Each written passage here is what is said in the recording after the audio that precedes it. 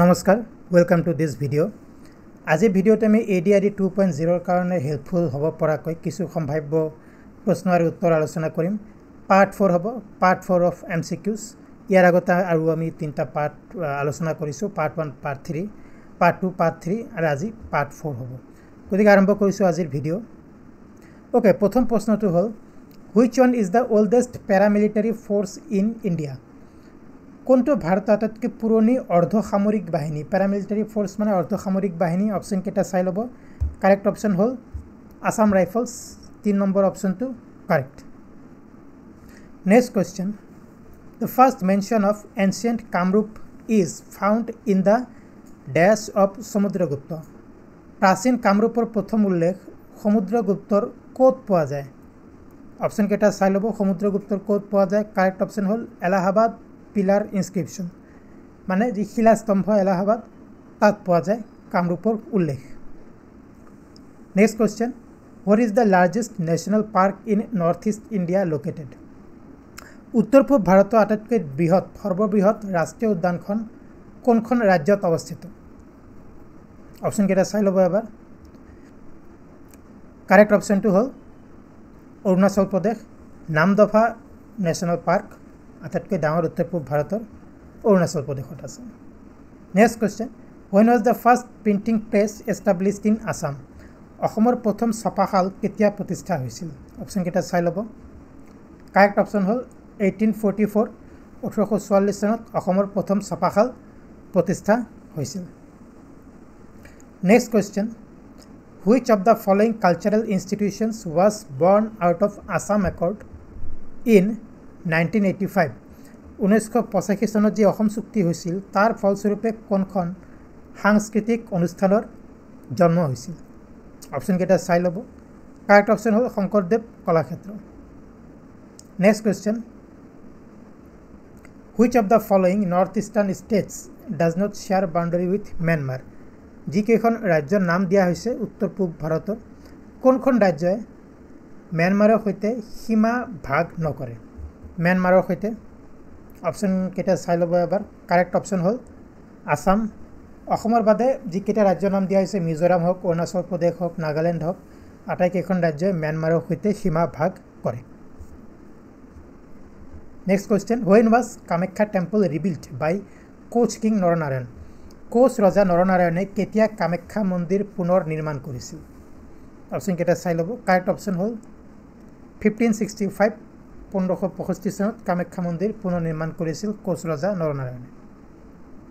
Next question, who was the Ahom king during the first war of Ahoms against Kamata kingdom? মানে কমতা ৰাজ্যৰ বিৰুদ্ধে যেতিয়া আহোমৰ প্ৰথম যুদ্ধ হৈছিলে তেতিয়া আহোম ৰজা কোন আছিলে? হু was the first Ahom king during the first war? Okay, during the first, during the দুবাৰ লিখা হৈছে। War of Ahoms against the Kamata kingdom মানে অসমীয়াত চাই ল'ব। কমতাৰ সৈতে হোৱা প্ৰথম যুদ্ধত আহোম ৰজা কোন আছিলে? কাৰেক্ট অপশ্যন হ'ল যিটো 4th অপশ্যন চুকাংফা, তেওঁ আহোমসকলৰ ৰজা আছিলে। Next question, who represented the Mughal side in the treaty of Ghilajhari Ghat? ঘিলাজৰি ঘাটৰ চুক্তিৰ সময়ত মোগল পক্ষক কোনে প্ৰতিনিধিত্ব কৰিছিল? অপশ্যন কেইটা চাই ল'ব। কাৰেক্ট অপশ্যন হ'ল মীৰ জুমলা। মীৰ জুমলাই প্ৰতিনিধিত্ব কৰিছিল। Next question, which of the following associations was formed by Manik Chandra Barua in 1903? 1903 চনত মানিক চন্দ্ৰ বৰুৱাই কোনটো সংস্থা বা সংঘ প্ৰতিষ্ঠা কৰিছিল? অপশ্যন কেইটা চাই ল'ব। কাৰেক্ট অপশ্যন হ'ল আছাম এছ'চিয়েশ্যন প্ৰতিষ্ঠা কৰিছিলে। Next question, who build the Hayagriva Madhav temple? Hayagriva Madhava মন্দিৰ কোনে নিৰ্মাণ কৰিছিল? কোন বংশই নিৰ্মাণ কৰিছিলে বেচিকেলি? কাৰেক্ট অপশ্যন হ'ল পাল বংশই নিৰ্মাণ কৰিছিলে হয়গ্ৰীৱ মাধৱ মন্দিৰ। Next question, during the reign of which Ahom ruler did the battle of Alaboi take place? আলাবৈৰ যুদ্ধ কোনজন আহোম শাসকৰ দিনত হৈছিল? আলাবৈৰ যুদ্ধ, আলাবৈ উত্তৰ গুৱাহাটীত বৰ্তমানৰ সময়ত। কাৰেক্ট অপশ্যন হ'ল চক্ৰধ্বজ সিংহ যেতিয়া আহোম ৰজা আছিল তেতিয়া আলাবৈৰ যুদ্ধ হৈছিলে। Next question, who composed the Ram নৱমী ড্ৰামা? ৰাম নৱমী নাটকখন কোনে ৰচনা কৰিছিল? কোনগৰাকী ব্যক্তিয়ে?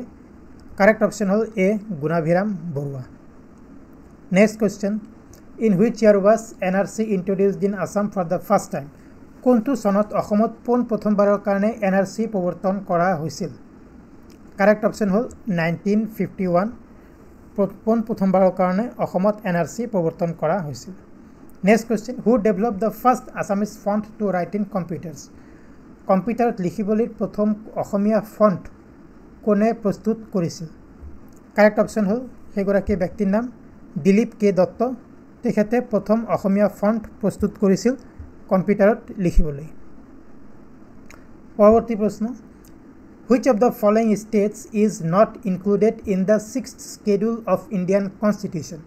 ভাৰতীয় সংবিধানৰ 6ষ্ঠ অনুসূচীত কোনটো ৰাজ্য অন্তৰ্ভুক্ত নহয় 6ষ্ঠ অনুসূচীত কোনখন ৰাজ্য অন্তৰ্ভুক্ত নহয় অপশন কেইটা চাই ল'ব কাৰেক্ট অপশন হ'ল মণিপুৰ অন্তৰ্ভুক্ত নহয় 6ষ্ঠ অনুসূচী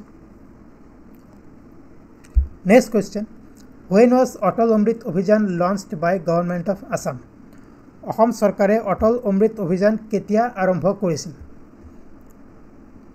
কাৰেক্ট অপশন হ'ল 25 ডিসেম্বৰ 2016 চনত অটল অমৃত অভিযান আৰম্ভ কৰিছিল 25 ডিসেম্বৰ হ'ল প্ৰাক্তন প্ৰধানমন্ত্ৰী অটল বিহাৰী বাজপেয়ীৰ জন্মদিন next question what is the Ahom name of Dihingia ৰজা দিহিঙ্গীয়া ৰজাৰ আহোম নাম কি আছিল কাৰেক্ট অপশন হ'ল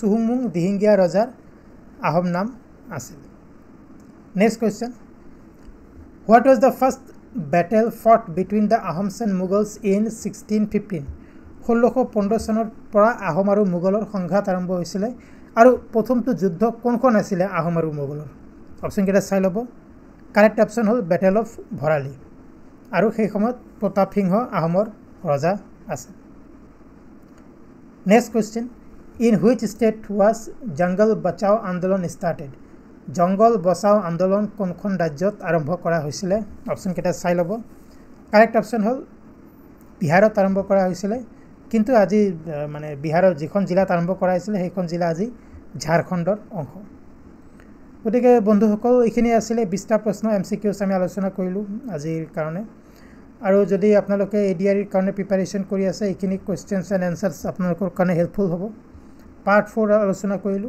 ভৱিষ্যতে আমি অন্যান্য পাৰ্টসমূহ আলোচনা কৰিম পাৰ্ট 5 তেনেকৈ কেইবাটাও পাৰ্টত আলোচনা কৰা হ'ব এডিআৰিৰ সম্ভাৱ্য যিবিলাক এমসিকিউ আছে আজিৰ ভিডিঅ' চোৱাৰ কাৰণে বহুত বহুত ধন্যবাদ এনে ধৰণৰ এটা ভিডিঅ'ত অতি সোনকালেই লগ পাম